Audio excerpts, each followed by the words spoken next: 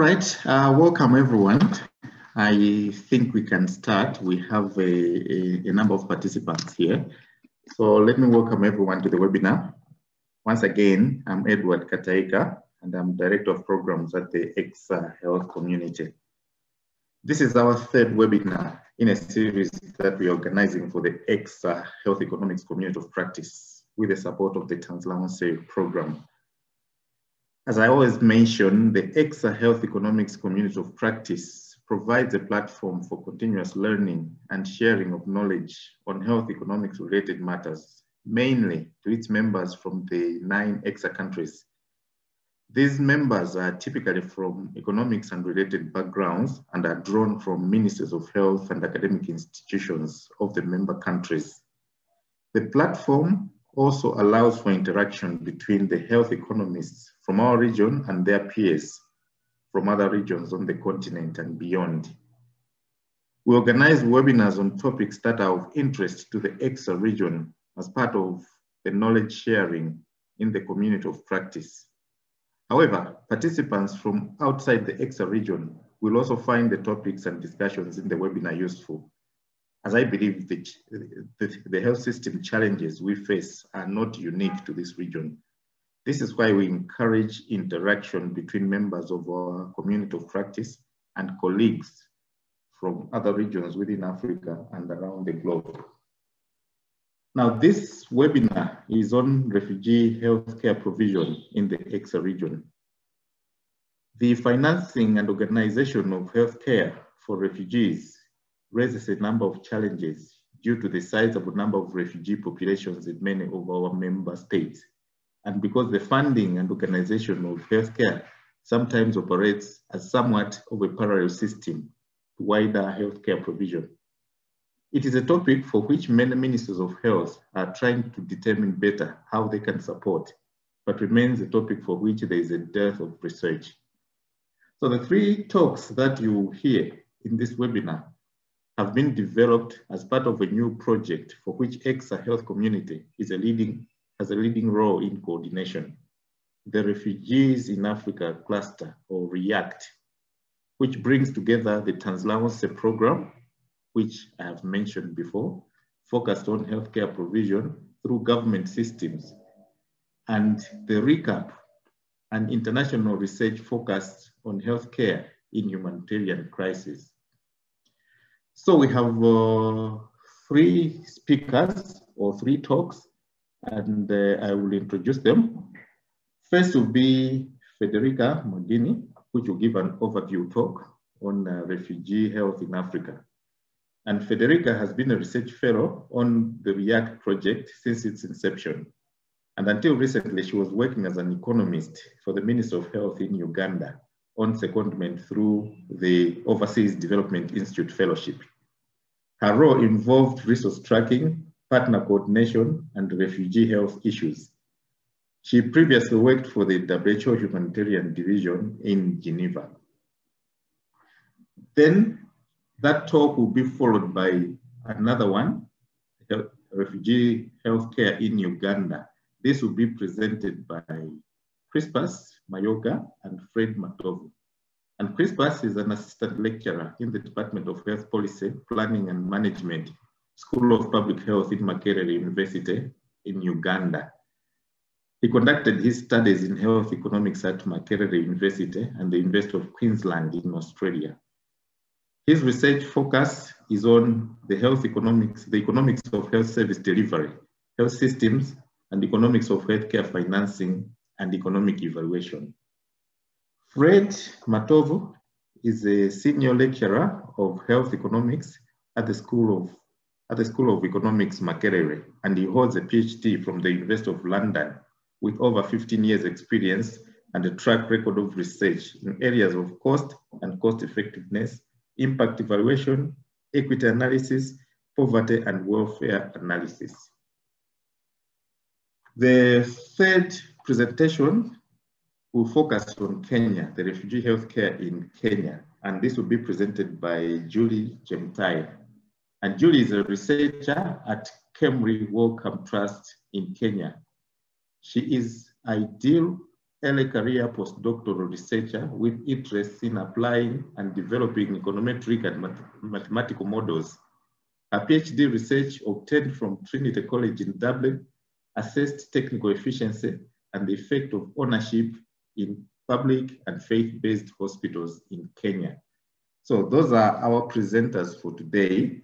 And let me at this juncture invite our first presenter, Federica Magini. Perhaps before I invite Federica, let me just mention here that we have the Q&A feature, as we normally do.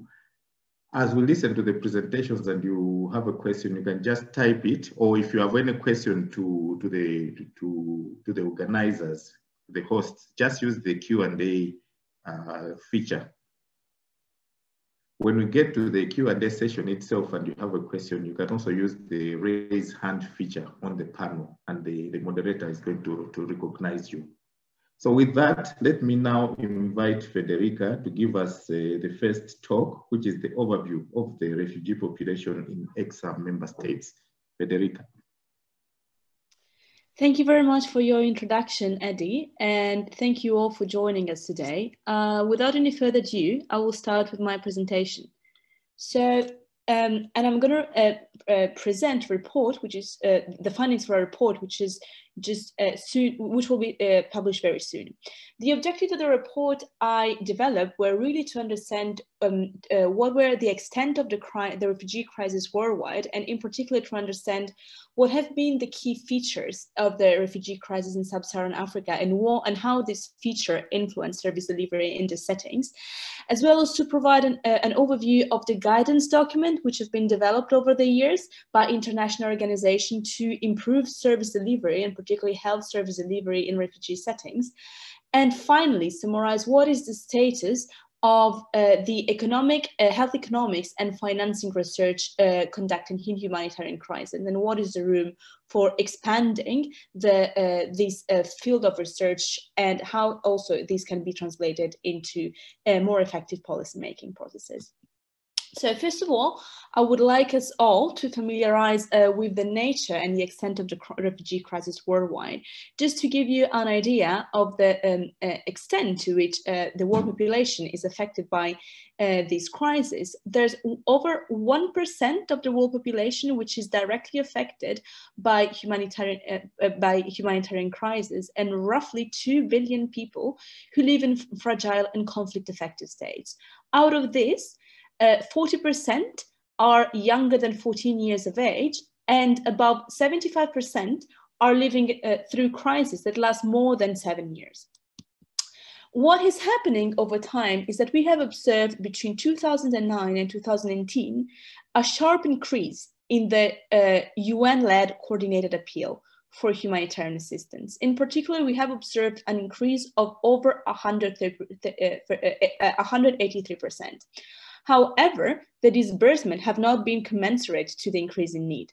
In particular, what has happened is that only the funding disbursement has increased by only 140%.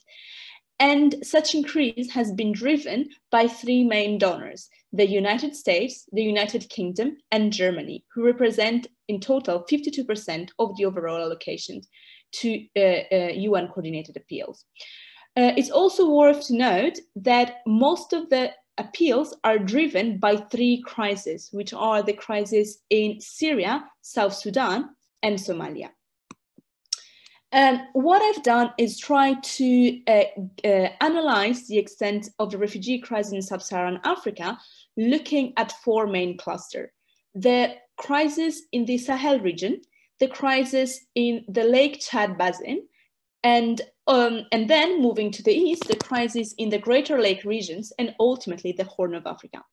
What I'll try to do now is to just describe very briefly some salient feature of each of these cluster crises, and also open some reflections for our discussion on how does this affect service delivery. So in the Sahel regions, there have been important climatic variations since the 70s, which have had major implications on food security and poverty reduction efforts. But most importantly, in recent years, there has been an increase in the activity of the Islamic State of the Greater Sahel and the Islamic State of the Western African province, which have threatened security, not only in Mali, but had spillover effects in the overall region. And additionally, in Burkina Faso, there have been a number of violent activities of Al-Qaeda in the Islamic Maghreb, which accounted for over 339 security incidents only in 2019. In addition to these crises, Niger is also affected by cross-border violence in two regions, the Tillabéri and Tahoua region. The Lake Chad Basin instead has been historically affected by long-term political marginalizations and deep-rooted inequality, as well as very significant climate change and environmental degradation, which had major implications on food security. In the past 10 years, the region has also been affected by the activities of the non-state armed group Boko Haram. It's most recently its breakout faction, the Islamic State in the Western Africa province, and also the counter-terrorist attack and operations that have been led mostly by the state of Nigeria, but also of the other government in the regions. Overall, this crisis had led to the displacement of over 1.8 million people, which are mostly hosted as IDPs in Nigeria. Additionally, Nigeria in recent years has also been affected by bandits' activity in Zamfara state, where gold mines reserves have been discovered. In Cameroon, there have also been protests between the Anglophone minorities in the northwest and the northwest and southwest of the country, which led to the creation of a self-proclaimed republic, in particular the Amazonian Republic, which led to very important tensions in the domestic policy of the country. Now moving to the east, DRC has been one of the countries that has been on top of the humanitarian agenda over the past years. The country has been affected by multiple conflicts for over 25 years now. In recent years, the conflict has in particular intensified in the provinces of Ituri, North Kivu, and Tanganyika, which are the provinces almost bordering Uganda. And the extent of the crisis has had already in the past a well-documented implication on the delivery of health services, in particular in relation to the outbreak control and prevention activities of the most recent Ebola crisis. In addition, Burundi has entered a political crisis in 2015 when the late president has decided to run for a third term. Quite importantly, always under a health service delivery perspective, it's worth noting that in 2015, aid has stopped to the country as a response to the decision of the president to run for an additional terms. Last but not least, South Sudan has been entered civil war since 2013. And despite the various efforts from both parties to sign some peace agreements, the war has continued, but has also been evolving. And what has been documented in recent years is that actually the war has now moved to smaller arms and is mostly run through groups of children. Which makes it even harder to document what is going on. Uganda has been, over these years, has become one of the largest refugee hosting countries in the world, hosting over 1.4 million refugees. Uganda has promoted over the years an open door refugee policy and has tried to integrate the delivery of social services of refugees with the services of the host population. In total, there are 13 refugee hosting districts in Uganda, and where an additional 7 million people live.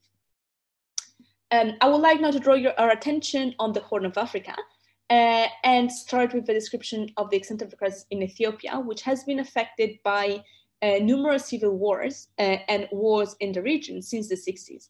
But what is interesting for us is that since 2018, there has been an increase in ethnic-based violence, which has also been reported in the recent, it's been recently reporting in the news. I think all of us have read about it. And also another commonly known as a failed state is Somalia, which has been affected by conflict and violence for more than 20 years. What is interesting in the case of Somalia is that the nature of the crisis, and in particular the huge involvement of Al-Shabaab, which has been regarded as a terrorist group by most governments around the world, had major implications for the delivery of humanitarian assistance in the region. And in particular, it's worth noting that in 2015, there was one of the most severe famine in history, which led to the death of over 560,000 people. And most studies have shown that had humanitarian operation been initiated sooner, most of these deaths could have been averted and lives saved. Most of the Somali refugees are currently hosted in Kenya, where 84% of the refugee population live in 2 refugee camps, Kakuma and Dadaab. I won't elaborate any further this because I know our colleagues are going to provide a very interesting insight on the situation in Kenya. I would like to move and talk a little bit about how the approach to a humanitarian response has changed over time.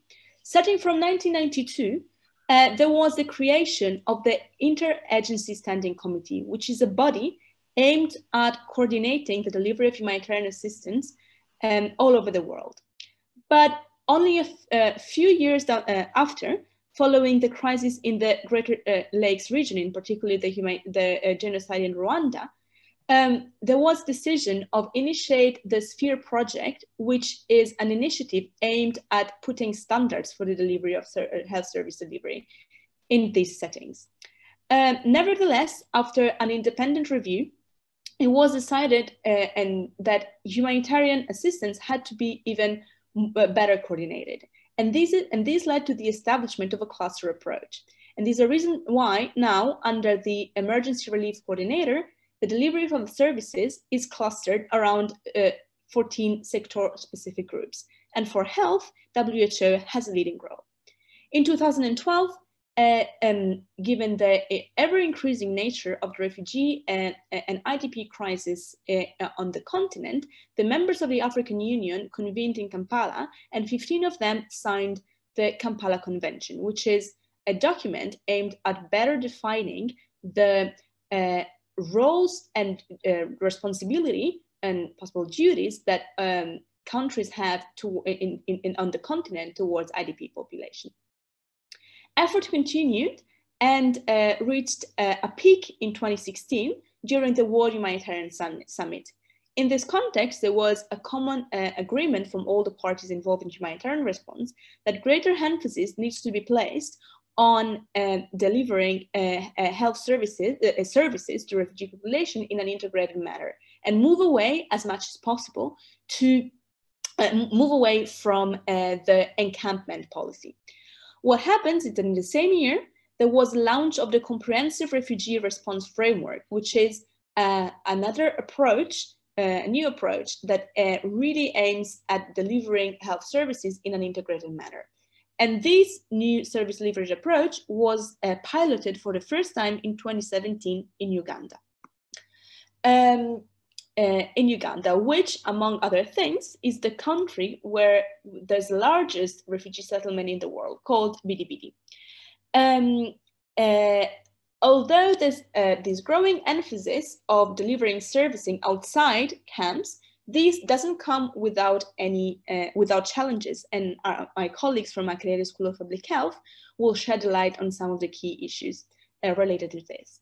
But for example, one of the issues that Uganda has been facing is like in the implementation of a resource allocation formula, which actually takes in consideration also refugee numbers, as refugees at the end of the day are also beneficiary of health services in refugee hosting districts, which are provided by government facilities. Lastly, I would like to draw our attention on the status of health economics and financing research in refugee settings. What I have found through my scoping review was that although refugee and fragile conflict-affected states are characterized by rapidly changing disease burden, and diminished service delivery, these issues, there has not been efforts to systematically use health economics and financing tools in a priority setting. Whenever we refer to the delivery of health services in a humanitarian setting, we also need to take in consideration that oftentimes the state, so the hosting state, plays a minor role in service delivery, and humanitarian organizations instead are those who play a most prominent role.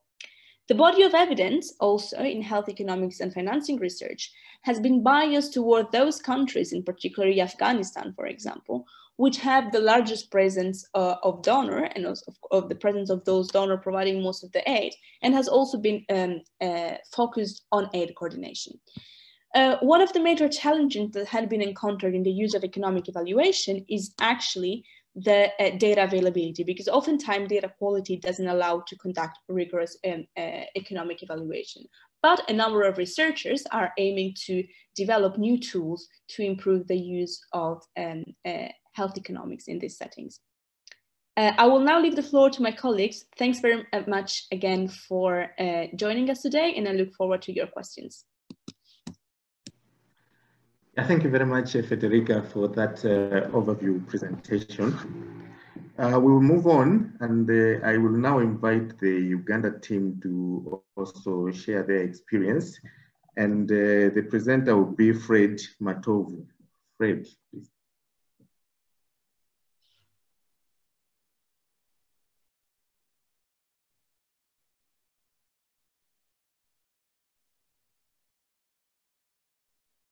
Okay, good afternoon, everyone, for people in East Africa, and I think also in the UK, and good morning for any colleagues from the cross Atlantic. I hope you can hear me well.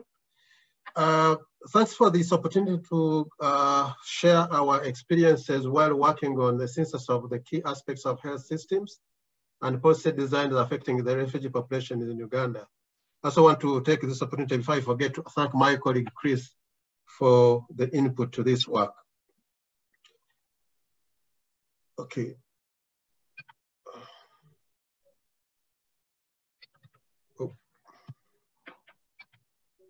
Okay, so by way of background, Federica has already mentioned that Uganda is one of the major host countries for refugees. Depending on which data you look at, by about 2018, we had about 1.3 million refugees.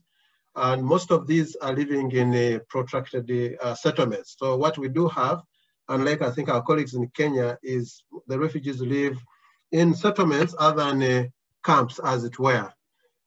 We have about 30 refugee settlements across about 15 districts in the country. Many of them in in West Nile and the northern part of the country. We have a small percentage of refugees which live among the communities in the urban areas, mainly within Kampala. And also to note that majority of the refugees come actually from South Sudan, about 65% of them, and then the DRC. These are the main sources of refugees. Others come from Burundi, Rwanda, and Somalia, a few from Eritrea and Ethiopia, but most of them come from South Sudan. I just want to talk about the reasons why we see probably many of the refugees coming to Uganda.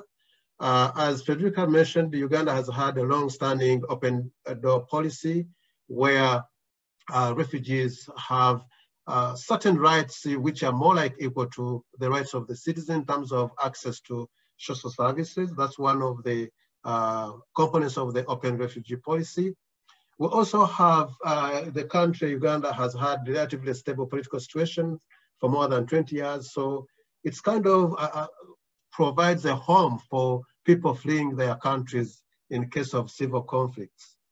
But also we have to note that culturally, Ugandan population are fairly hospitable and accommodating to people coming in from outside the country. And that can also has contributed a part to the refugees finding Uganda a fair home away from home to settle in there. But there's also the capability and experience Uganda has built over time in terms of handling conflict-affected persons, learning from its own experience with the internally displaced camps in northern Uganda, which ran on for more than 10 years. Just to talk a little about the regulatory framework regarding the open policy, refugee policy, open door refugee policy. I think there are generous freedoms and rights that refugees enjoy within Uganda in regard to property rights and access to land. They can access land, lease it and do some farming agriculture there. They have the rights to access employment and engage in income generating activities within the settlements and outside the settlements, those who live in communities. The rights to access public services, including education and health, and this is very important. The freedom of movement and association. Probably this is the only country in the Horn of Africa, East Africa and Greater East Africa that has such a policy where refugees can move out of the settlements into the communities, and also the right to documentation and equality before the law. So these are some of the principles that protect refugees while they are settled in Uganda. I just wanted to also reflect on some of the socio-economic impacts of the high influx of refugees in the country. What we do find is that because of the high inflow of refugees, this translates into huge economic pressure on the host country or communities in terms of providing for the social services that they need, health, education, water and sanitation, and other forms of livelihood. We have also seen, despite all the efforts through the World Humanitarian Summit and all other efforts, global efforts, there's the funding shortfalls which have severely affected the capacity of countries to adequately meet the needs of the refugees. And there's now discussion in the National Development Plan 3 on how to improve the management of the refugee issues in terms of building their capacity to become more productive and more resilient and self-sustaining. We all know that displacement is associated with a lot of behavior change, gender violence, based violence, reduced access to resources, and even within the community. So these are all the pressures that come with the high number of refugees. What has been happening, like I mentioned earlier, that the government of Uganda, UNHCR, and other partners are now focusing on promoting self-reliance of refugees, building programs around strengthening their resiliency, and also improving service delivery, and also promoting peaceful coexistence between the refugees and the host communities. Let me just briefly talk about the poverty status among the refugees, because this is one of the components that we really tried to look into. And what we do find is that poverty is actually higher among the refugees. About 46% of them reported were found to be below the poverty line compared to the Ugandans. And this could be probably understandable because within the settlements, there's not much really they can do. They are relying mostly on donations. They don't have much economic activity going on there.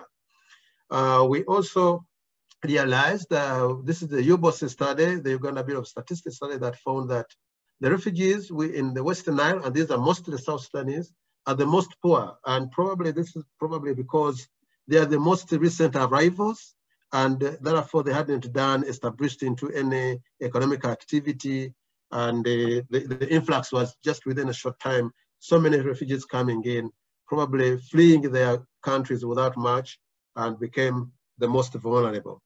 Food insecurity, and this is something to worry about, that even within the host communities, there's a lot of food insecurity, just as within the refugee settlements. So in terms of nutrition value and agricultural programs to improve nutrition, we have to look at both the refugees and the host communities. Now, looking at specifically issues to do with the refugee, health among the refugees, Federica mentioned the health sector integrated refugee response plan, which is the Minister of Health, together with other partners, UNICEF and the WHO, developed, such that there is full integration of comprehensive primary health care services for refugees within the national and the local government system. So what is happening in terms of programming, in terms of planning, and even resource allocation, the refugees population the health issues for refugee population are well integrated within the national planning and local government planning for health service delivery. So the response plan provides for a minimum health package for all refugees, and the emphasis is to promote preventive and promotive health care, especially for the new arrivals. This includes monitoring any outbreaks, making sure there's complete vaccination, nutrition screening, and then life-saving primary health care services that they might need. Particularly the refugees from the DRC, there's a large program for surveillance to provide response to any Ebola, for example, outbreaks when they do occur. So the UNHCR developed a health and nutrition dashboard. This is where information about health and nutrition situation of the refugees is reported on a quarterly basis. So it is a rich database where you can find highlights of the status of refugees in terms of key health indicators, including under 5 mortality, acute malnutrition, health facility deliveries, and the vaccinations. So within this portal, you can find information on access and utilization of healthcare among the refugees, as well as on host communities in terms of outpatient utilization, severe malnutrition, and other kind of health utilization indicators. So this is a very important portal where much of the information on healthy status of the refugee can be found, and it's a resource, was a big resource in developing this thesis. Now, we did make a comparison between the refugees and host communities in terms of disease burden and the healthcare provision. What we do find, actually, there's not major difference in terms of illness prevalence between the refugees and the host communities. You pretty much find the UBOS study for 2019 found that the reporting of illness was slightly higher among the host communities than the refugee, but there's not much difference. However, what is emerging is that refugees are reported to have slightly better access to health care.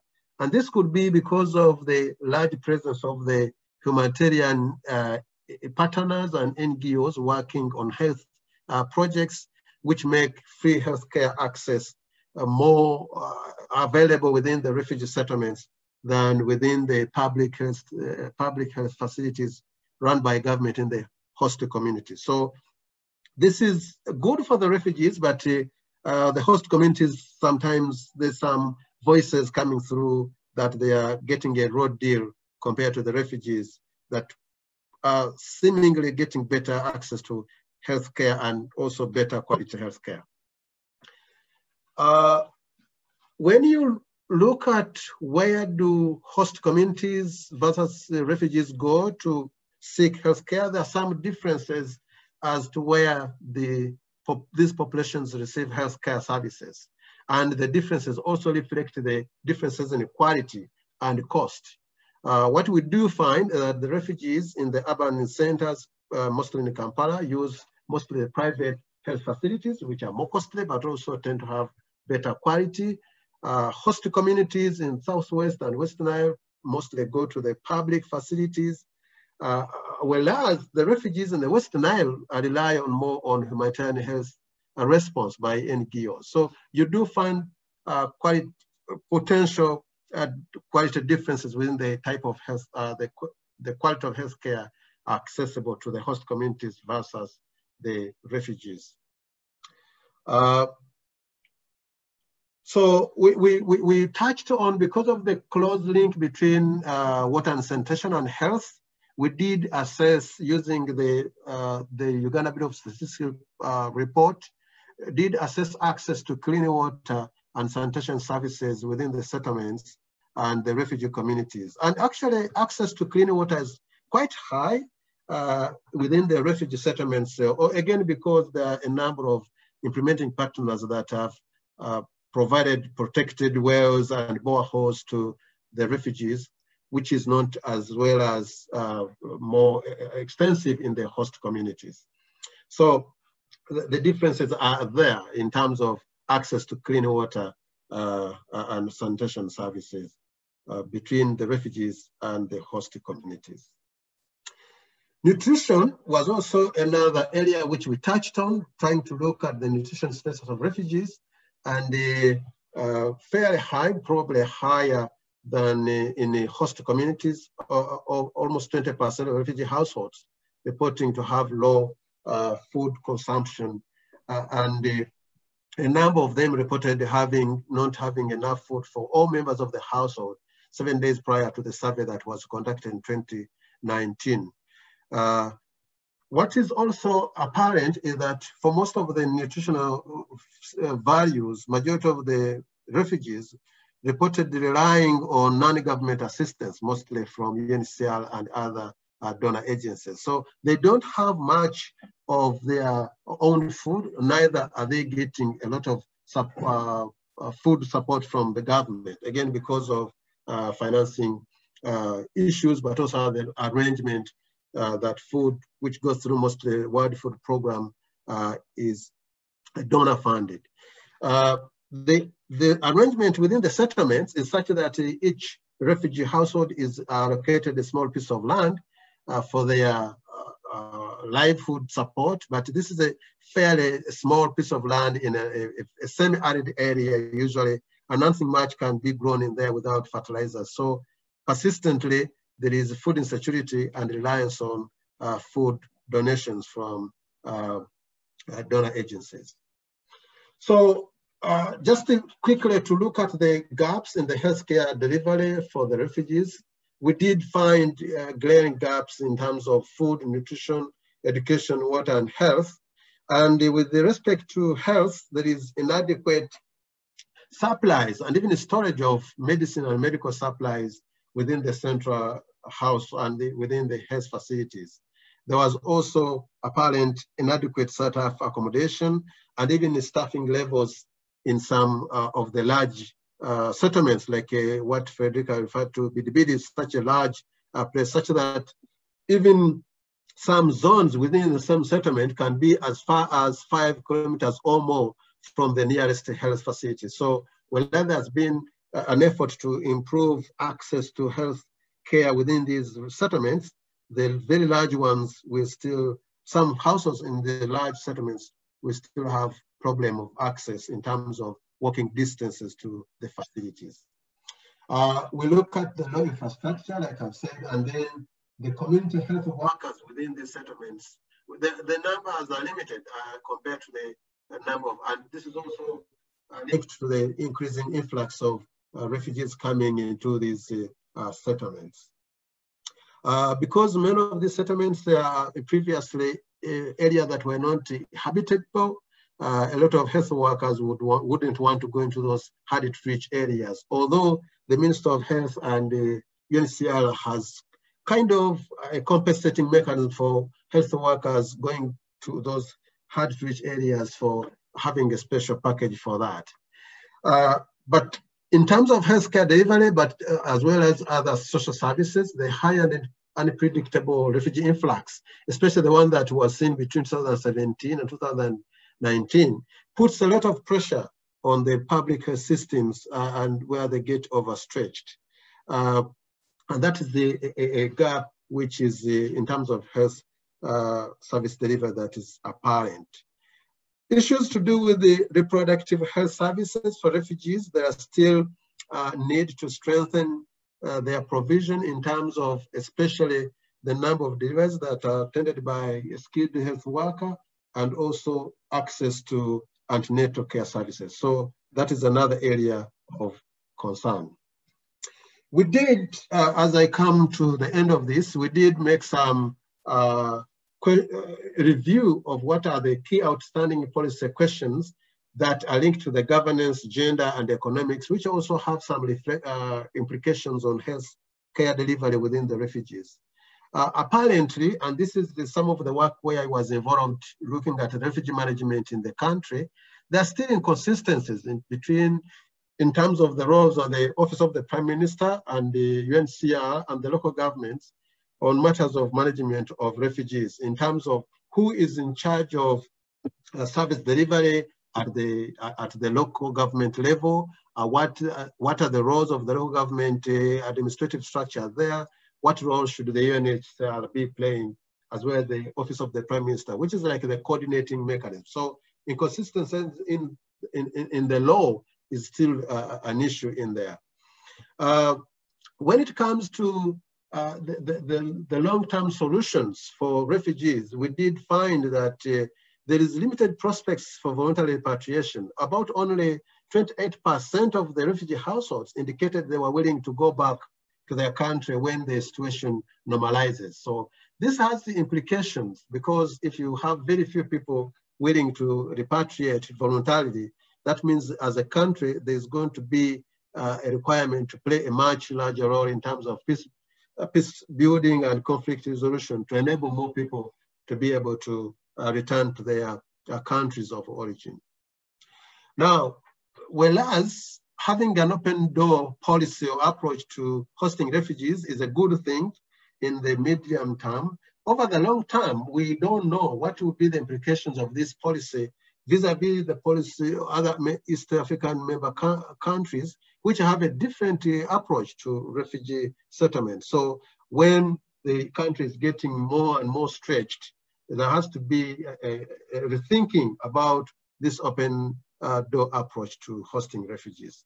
And also, of course, in terms of sustainable solutions, the fact that much of the programs for refugees, including health, education, and water and sanitation, are donor reliant, and much of the projects are driven by, much of the programs are kind of actually projects which are in silos. That has implications on achieving long-term or sustainable financing for refugee programs. So reliance on donor funding for refugee programs is a risk in terms of sustainability. So finally, what are the areas we look at as for future research? We think there's need to assess the implications of the resource gap in financing with the within the health sector refugee response plan, and how it is going to impact on health service delivery, particularly for women and other vulnerable populations, the people with the disabilities, both within the refugee settlements and the host communities. It's not very clear, because as more and more refugees are coming in, there's going to be financing gaps, and what this is going to impact on health service delivery is not very clearly understood. Also, in terms of coordination, there are so many implementing partners working on health issues, which are also related to other programs like nutrition and water, and the coordination mechanism between these implementing partners and coordination with the local government to deliver these services is not very clear and sometimes not very effective. There is concern that the planning by the implementing partners is kind of delinked from the planning process at the local government, and when it comes to implementation, the programs kind of run in two silos. There's not proper integration of these programs for refugees into local government programming and implementation. And finally, we think, given the increasing number of refugees within the country, there's need to explore sustainable finance models, given the increasing demand for social services, including health, education, and water within the refugee settlements, because we are going to have these refugees for quite some time, given that very few are actually indicating they can voluntarily repatriate. So these are some of the highlights I wanted to give from this report. And I want to thank everyone for commenting on the earlier drafts, and we welcome any further comments. Thank you very much. Thank you very much, Fred and the Uganda team for that presentation. We'll move on, and we'll now listen to the Kenya team. And may I invite Julie Jemtai to present on behalf of the Kenya team. Thank you. Fred, you might want to, yeah, thank you. Let me do that.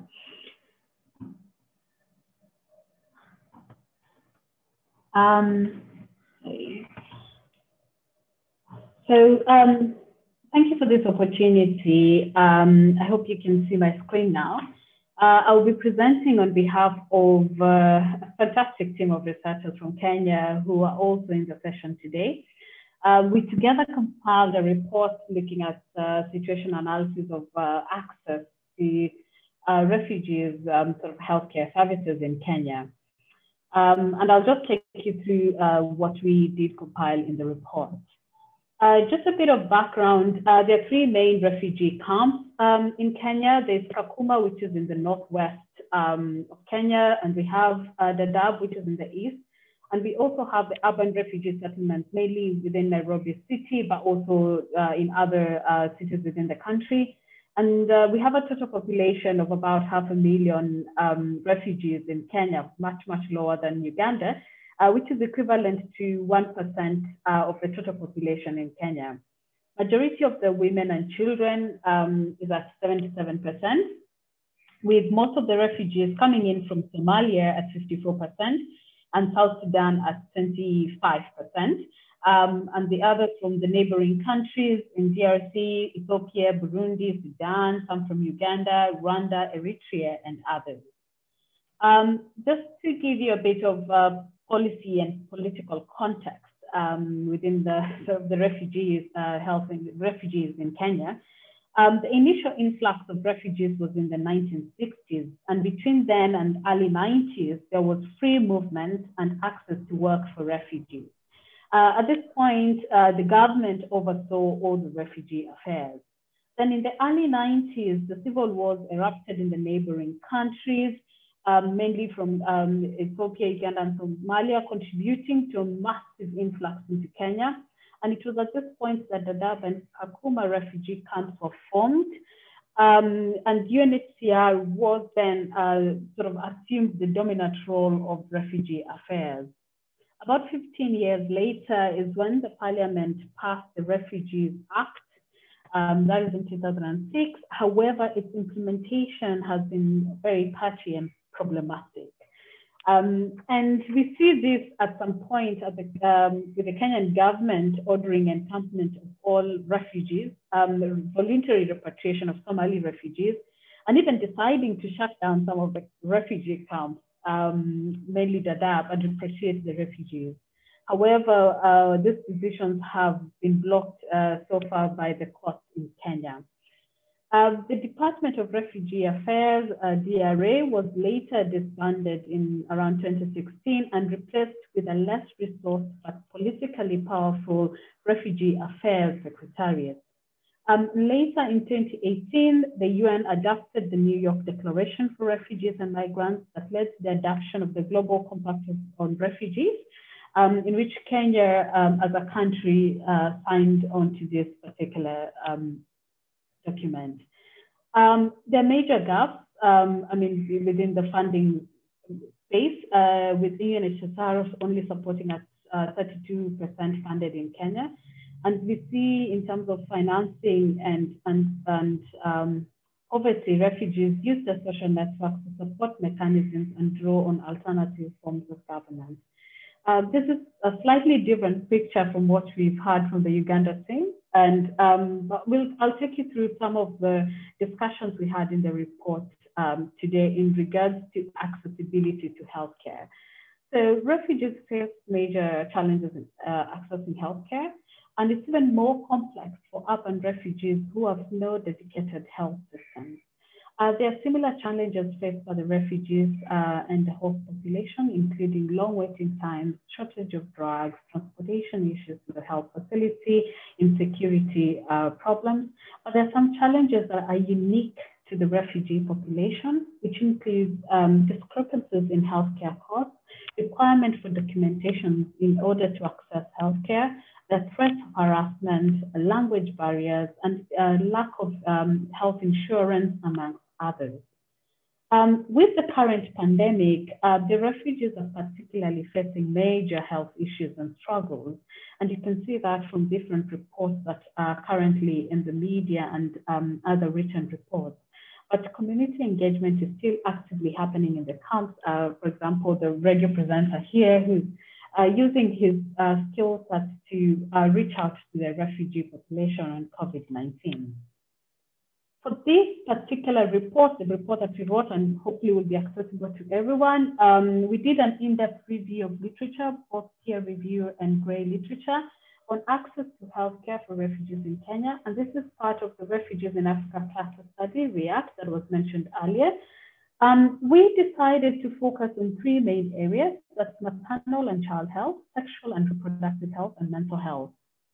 Mainly because, as I mentioned earlier, a majority of the refugees in Kenya are women and children, but also due to their living conditions, their experiences, trauma, socio-political environment have tremendous effects on their mental health. So I'll take you through the three main areas in the slides that will follow.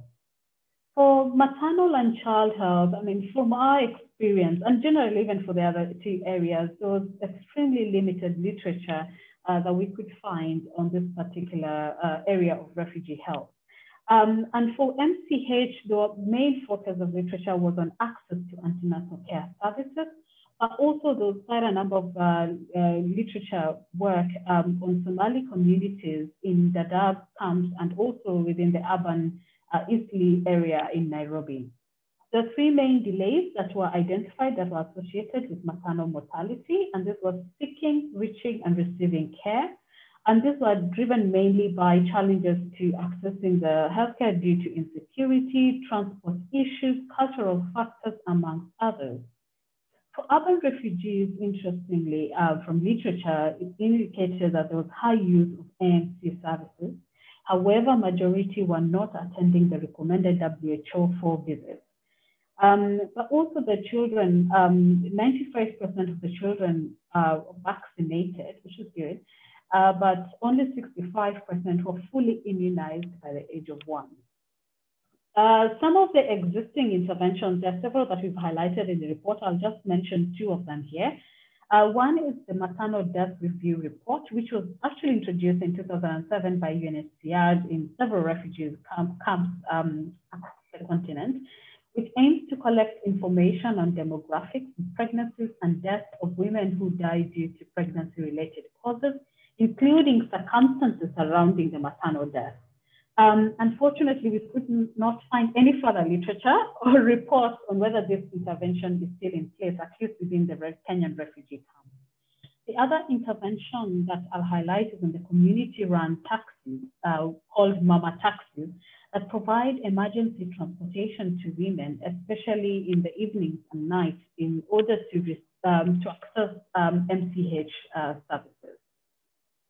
The other area on sexual and reproductive health, we highlighted several challenges and gaps, ranging from lower levels of knowledge, sexual and gender-based violence. There was a lot of stigma and fear of reprisals, challenges faced by the refugee care workers, including lack of training, workload, opposition from community, issues related to trust and confidentiality. There's a lot of discrimination against unmarried women or disabled women, but also some of the challenges faced by men and boys in relation to awareness and education in terms of sexual and reproductive health. For the existing interventions, there are several, but I'll just highlight some of them here. And we do see some of the establishment of gender-based violence service centers, and linking with that a lot of training on the identification of SDBV cases.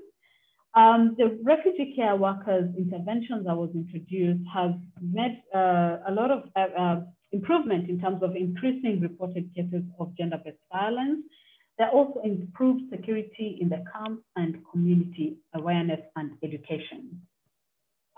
For refugees, they do face a lot of atrocities during and after displacement, with higher risk of depression, anxiety, and post-traumatic stress disorder. In a study that was conducted in 2014, it showed that there's 30% prevalence of PTSD and depression within amongst the refugee population, compared to only 1.1% in the non-refugee population. Children particularly are at a higher risk of developing emotional and behavioral problems amongst this population. For the urban refugees, they also face some unique challenges in relation to mental health due to their increased risk of living in crowded areas, fears of deportation, within the cities, but also difficulty in accessing the services due to discrimination they face in those particular areas. The ICAS, which is the Interagency Standing Committee, and UNHCR provide guidelines to support mental health and psychosocial support in LMICs with a layered intervention system by which they're implemented in meeting needs of different groups. And in this table, just highlighting some of the existing intervention in the Kenyan refugee camps, ranging from psychosocial support, clinical services, community sensitization, advocacy strategies, capacity building, with details of all the activities and targeted persons within the refugee camps. Now, in the report, we provided some of the program and policy recommendations linked to these three different areas, and it ranges from community health education and outreach, more training for healthcare workers. We also have more awareness, improving trust and confidentiality with the communities, dealing with the issues and community communication in terms of language and sort of cultural issues, but also inclusion of boys and men in interventions. But what cuts across these three different areas is integration of health services within the broader health system. How is this looking like? So we know that integrating refugee health within the broader health system could be beneficial because the limited resources are better maximized for quality provision, but there could also be reduced risk of tension around perceived inequality in access and quality, therefore improving integration and cohesion.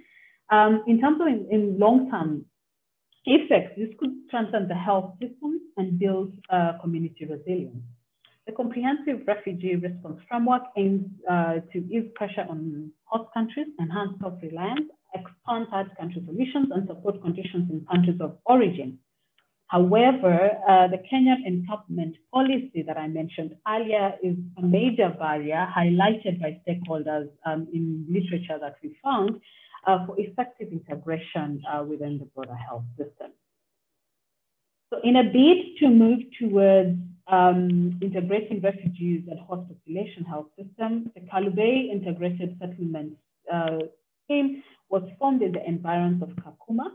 This enabled refugees and hosts to live side by side, share markets and hospitals, schools, and in consultation between UNHCR and the government, they designed the Kalobeyei Integrated Social and Economic Development Program with a goal in developing the local economy and service delivery system. So in Kenya, unfortunately, it doesn't appear that major stakeholders have deliberately made any efforts in the past to integrate refugees and host population health systems. However, an EU Emergency Trust Fund for Africa in 2018 adopted and funded a project on enhancing self-reliance for refugees and host communities in Kenya. This aligns with the government of Kenya Big Four agenda, which includes universal health coverage. So there are plans to pilot the National Health Insurance Fund, which is NHIF, in Kakuma and Kalobeyei. And the other outcomes of this is also improved access to medical services by upgrading the existing health facilities, but also constructing new health facilities and hopefully provide integrated services.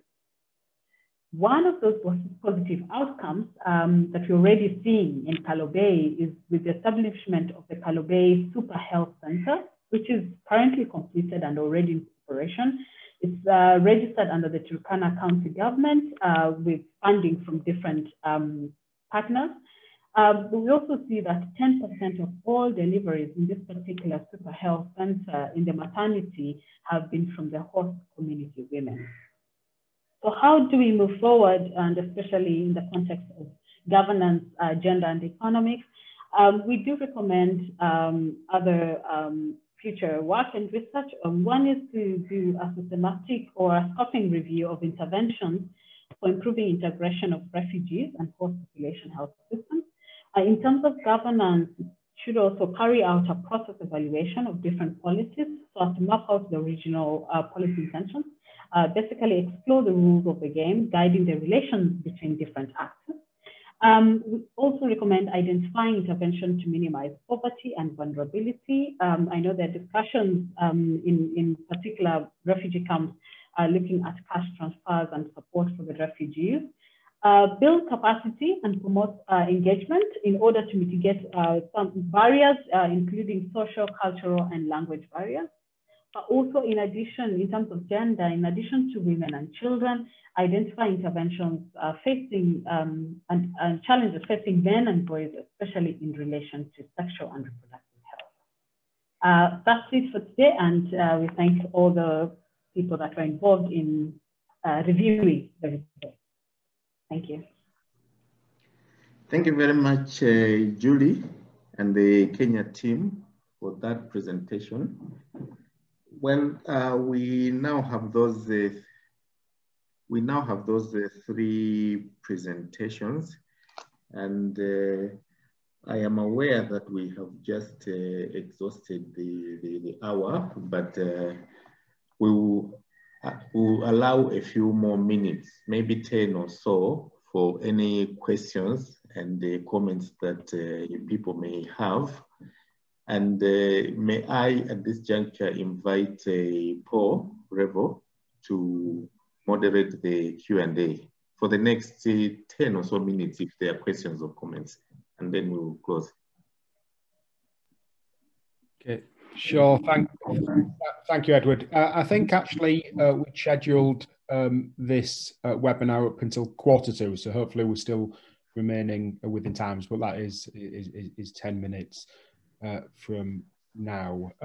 So I wonder if we can just do two things. There are various ways of asking questions. There's the Q&A bar, Q&A box, which you can see at the bottom of the screen, but also if you go to the bottom of the panelists or attendees list, there should be a raise hand option as well.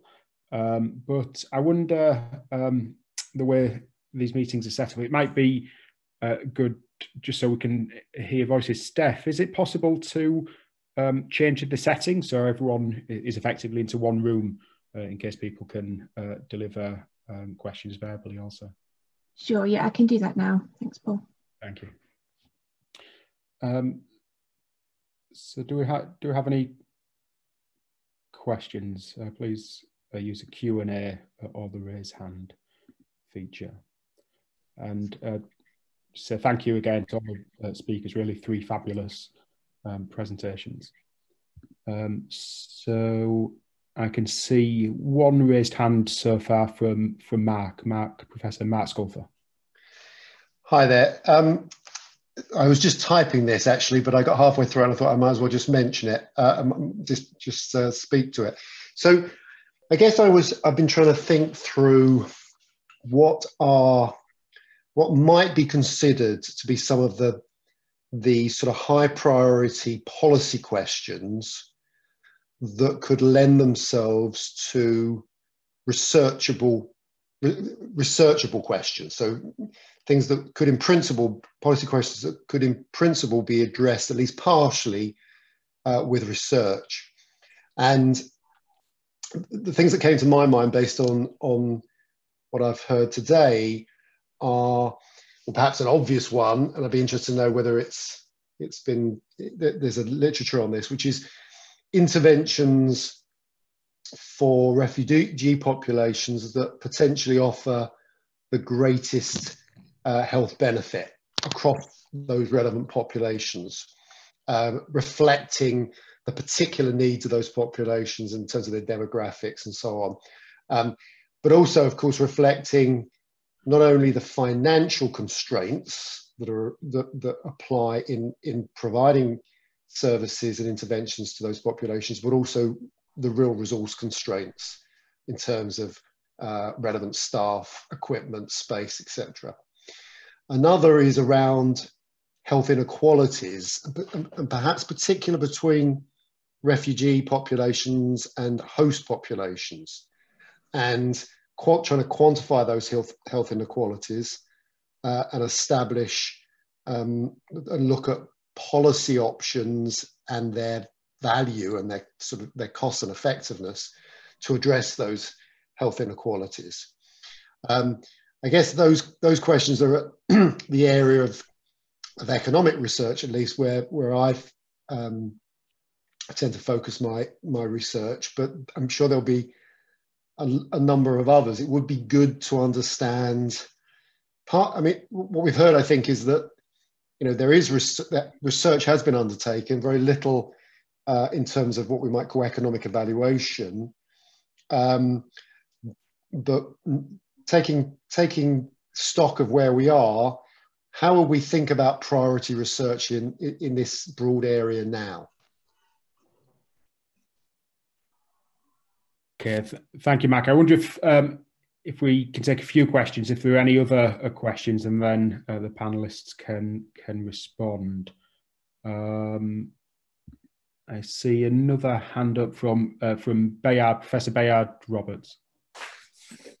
Yeah, hi there, and thanks very much for the really interesting presentations. I was just wondering, following on from Mark's questions, really, whether there have also been any studies around the kind of the burden of, or the cost of treatment. I think it was mentioned how refugees were generally using private healthcare in urban areas rather than public or NGO care, and whether there's any evidence around the kind of burden that that's causing on sort of household expenditure and so on. Thank you. Thank you, Bayard. Maybe see one question also in the Q&A bar from Finn McGuire. Are you possibly able to read your question out, or if not, I can do? Yeah, sure. Can you hear me? Okay. Yeah, we can do. Yeah. Thanks. Yeah, I was just wondering. Just a thought that popped up into my head during the presentations, which I'm completely new to all of this stuff. But one thing I thought about is that, you know, we're discussing sort of refugee populations as an aggregate mass, but obviously they're within any settlement there are quite diverse groups of sort of subgroup populations. And I was wondering, because I'm completely new to all of this, if there's been any work looking at whether there are particular markers or groups which within settlements, refugee settlements, have particularly poor health or really struggle with access to health and healthcare services. And this could be a range of things, like gender was mentioned already, which, you know, I imagine has a factor. But something that could be interesting is if there was some sort of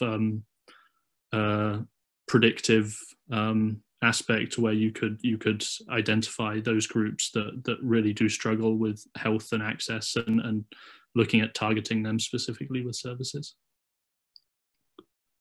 Yeah, thank you, Finn. So maybe if we can hand those questions to the panelists. I think all three are really good, and particularly pushing us to think about researchable questions. So Mark's question on which interventions and whether it's potential to study health inequalities. I guess Finn's question builds upon that, even more so, looking at whether there are inequalities or particularly vulnerable groups within refugee populations, which maybe could be a source of additional research. And Bayard's question on have there been studies on I guess the out-of-pocket costs faced by refugees in accessing healthcare, particularly private health. So panelists, is anybody willing to respond, happy to respond to these questions?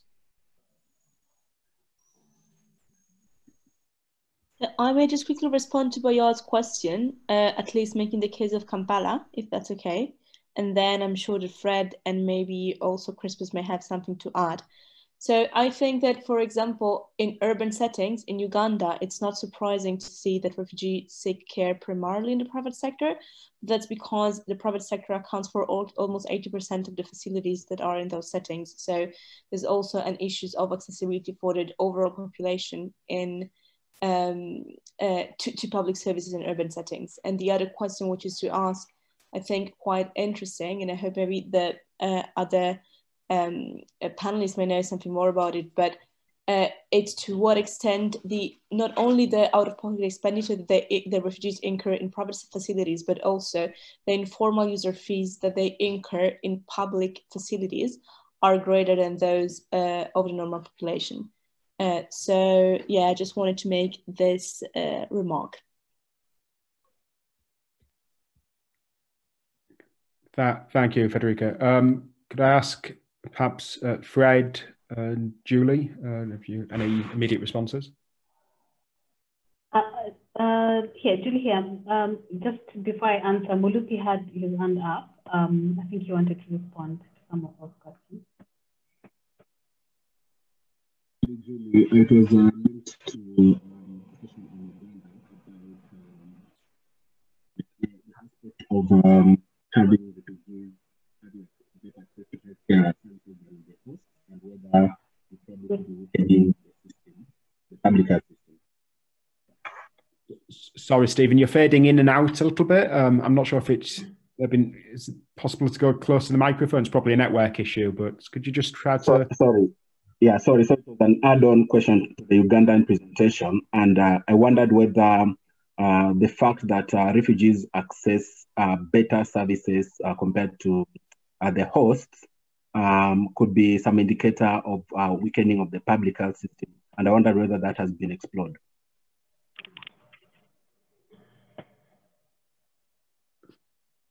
Thank you, Stephen. I wonder, Fred, and maybe if we could invite Crispus also to comment on that. Clearly, it's clear from your presentations that better formulating healthcare for refugees involves the dual challenges of meeting refugee healthcare needs and domestic population healthcare needs. Could you maybe say something about the local service provisions? Okay, Fred here. Yes, it is true. As a matter of policy, refugees and host communities should be able to access health services from the same source and probably within the host community. But what happens is that some of the refugee settlements are quite expansive. And that means, maybe somebody needs to mute? Yeah, and that means that when the services are being provided for refugees within the refugee settlements, a facility within the refugee settlements might be receiving drugs and sometimes health workers under a project by an implementing agency, a donor agency, for example. And that can provide a better quality of service of care and more services than what could be happening within the public health facility in the host community. So clearly that brings in the issues of differences in quality of care. And also, whereas we talk about host communities being free to access health services within the refugee settlements, we are talking about miles and miles of travel for a household in the host community to go into a facility within the refugee, some of them which are quite large. So that probably speaks to the difference in terms of resources available for the health facilities within the refugee settlements and the public health facilities. Of course, over time, there have been concerns about the level of quality of care within the public health system, and that is a more systematic system problem. I just wanted to comment also about what kind of data might be required to review the resource allocation criteria for health and probably other services for local governments where refugees exist. During our study on the management of refugees in Uganda, we did realize that there's some kind of disconnect when it comes to planning for service delivery within the local governments, their planning meetings and implementation and resource allocation, and disconnected from their processes with the processes of the implementing partners within the health settlement, the refugee settlements. So I think what needs to be done is to have more coordination, have clear numbers to have an estimation of the need of services for the refugees, and then that is incorporated within the local governments. But what is happening currently is that the planning framework, planning cycle for the refugee settlements and the local government is somewhat not connected, and that brings in differences. Otherwise, the refugee numbers would provide some basis for planning, coordinated planning. Somebody mentioned a key issue here. When we talk about refugee populations, it's not a homogeneous group. And some work which is ongoing with the Economic Policy Research Center has tried to look at the livelihood strategies within the different populations in the refugee settlements. You have female-headed refugee households where only the mother and children were able to leave the country, and maybe the father is staying there either in a connection with the father, in touch with the father or not. You have households where some members of the household are working outside the settlements and therefore able to bring in some income, and others are not having similar working opportunities. So it is true that we might want to look at the inequalities within the subpopulation groups among the refugees, and look at the inequalities in health and as well as the healthcare utilization, because this is not a homogeneous group. And I think that is some work which would need inform better policy on provision of health services and probably other services within the refugee settlements. Thanks so much, Fred. It's really fascinating. Lots of food for thought for all of us here. I'm aware we are beyond our time now. I see one final hand raised. Julie, do you have a question? Yes. Yes. Okay. Since we have limited time, those are really good questions that have come through. And for the Kenyan context, what we showed was, we have an extremely limited literature. There's a lot of research opportunities in there, markers we've highlighted. I think the first step we have to do is the ideal would be to create a favorable sort of political environment. And that can involve starting off with stakeholder engagement and analysis at that point, and then moving into understanding the refugee health, including the subpopulation. Just to mention, there's currently a discussion on table on a new refugee bill within Kenya, and plus the funding that I mentioned on the EU Trust Fund. Those are opportunities in there to explore some of these research questions. Thank you. Thanks so much, Julie. It's been a fantastic webinar. It's really from a research and perspective also, with focus particularly as this series has on economics. I think there's so much potential for valuable policy informative, transformative research here. We're hearing about issues of geographic resource allocation formula, inequalities across and within the refugee population, as well as compared to host populations, issues of challenges with access, travel times, out-of-pocket costs in accessing healthcare, the need for costing and cost-effectiveness studies for interventions which are likely to be particularly beneficial for refugee healthcare. It seems there's a wealth of research strands to pursue within this topic. The work which the presenters have highlighted has been undertaken within the REACT project, as Edward has highlighted, which is still at its early stages and will be ongoing. So I hope at some point in the future we can reconvene as a group and see how the research has progressed, and also try to find ways that we as a community can collaborate on these important and policy relevant questions. So I'll end it there, and we hope, just to highlight, we have the webinar next week on health technology assessment, and we hope then to speak again soon. So thank you all. Thank you. Thank you. Thanks a lot.